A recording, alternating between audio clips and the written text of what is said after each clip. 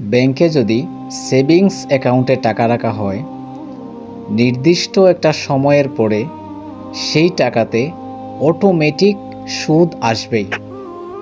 সেটা মুফতি গিয়াসউদ্দিন তাহিরি হুজুর হোক বা আজহারি হুজুর হোক বা যে কোনো ধরনের মানুষই হোক।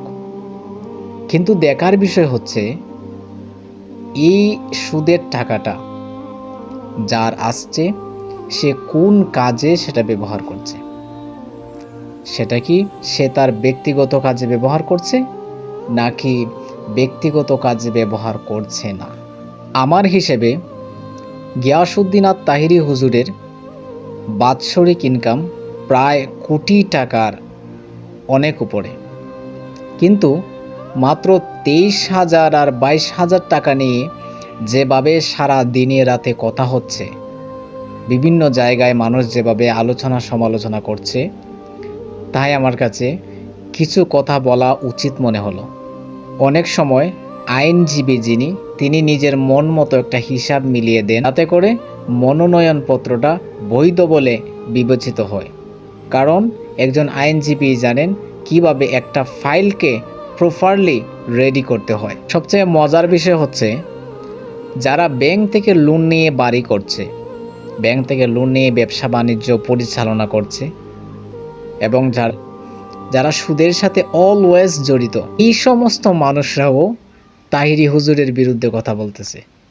কি আজব না বিষয়টা! সুদের মুখে ধর্মের বাণী।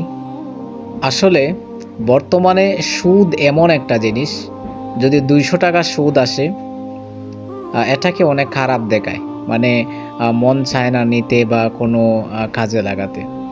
কিন্তু যখন সুদটা 2 লক্ষ টাকা এসে দাঁড়ায়, তখন এই 2 লক্ষ টাকা সুদকে অ্যাভয়েড করার মতো মন মানসিকতা খুব কম মানুষের মাঝে আছে। আরেকটা কথিত শায়েক আছে যে ব্যাংক চাকরি হারাম ফতোয়া দিবে, কিন্তু নিজের ফাউন্ডেশনের টাকা তোলার আগে ব্যাংক অ্যাকাউন্টে রাখে, যাতে করে মানুষ ব্যাংক অ্যাকাউন্টের মাধ্যমে টাকা দিতে পারে। কারণ মোবাইল ব্যাংকিংয়ের খরচ অনেক বেশি। তাহলে ব্যাংকের মধ্যে টাকা রাখা হুজুরদের জন্য কতটুকু জায়েজ, এটা একটু প্রশ্ন রেখে গেলাম আপনাদের কাছে।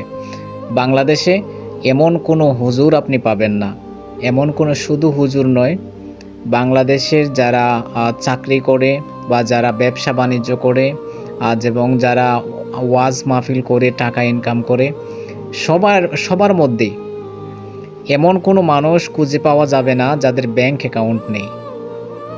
তাহলে সেটা সুন্নি বলেন, কওমি বলেন, ওয়াহাবি বলেন, লামাজহাবি বলেন বা আহলে হাদিস বলেন, যে দলেরই হোক, সবারই ব্যাংক অ্যাকাউন্ট থাকে, সবারই সেভিংস অ্যাকাউন্ট আছে এবং সবার টাকার মধ্যেই ইন্টারেস্ট বা সুদ আসে।